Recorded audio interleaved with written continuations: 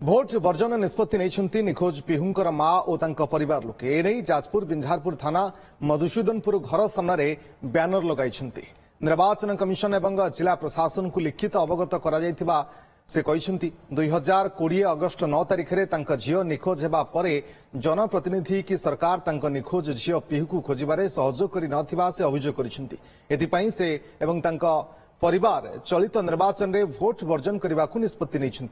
जाजपुर में पिहू निखोज घटना सारा राज्य में चहल सृष्टि करथिला एबे पर्यंत पिहूंक संपर्क में कौन सूचना मिल पारे अपरपक्षे पिहूंक मां अभियोग नहीं पुलिस किंबा सरकार पक्षर कौन प्रतिक्रिया मिल पारे 2020 अगस्ट 9 जो मो पिहू अपहरण होता आज पर्यंत 4.5 वर्ष हो गला आज पर्यंत मत सहयोग कले कि आज पर्यंत मो पिलार अस्तित्व कौन मुझे जानी से मो परिवार सह भोट वर्जन करेंगे जेहेतु मु 2019 रे भोट देकी भी जो मोर गण प्रतिनिधि माने मते कौन मो दुख बेले आसिक सहयोग कले 2020 अगस्ट 9 जो मो पिहू अपहरण होता आज पर्यंत 4.5 वर्ष हो गला आज पर्यंत मत सहयोग कले कि आज पर्यंत मो पिलार अस्तित्व कौन मुझे जानी से मो परिवार सह भोट वर्जन करेंगे तो मु निर्वाचन कमिश्नर को भी ईमेल द्वारा पठे देछि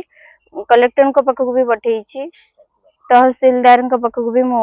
मेल द्वारा पठे या मु जेतबेले मो पिलाटा पई 4.5 वर्ष लानी संघर्ष करूची मो पिला को खोजी दवा बदल रोलटी मते पुलिस सरकार को पुलिस विभाग मते हैरान हरकत करूचंती सरकार को थ्रू जदि मते सरकार न्याय न देले मु जेतबेले प्रधानमंत्री आसते पाखक भी जो भेट करके मो दुख शुणा जाइए कि मोर सीबीआई तदंत दरकार बोली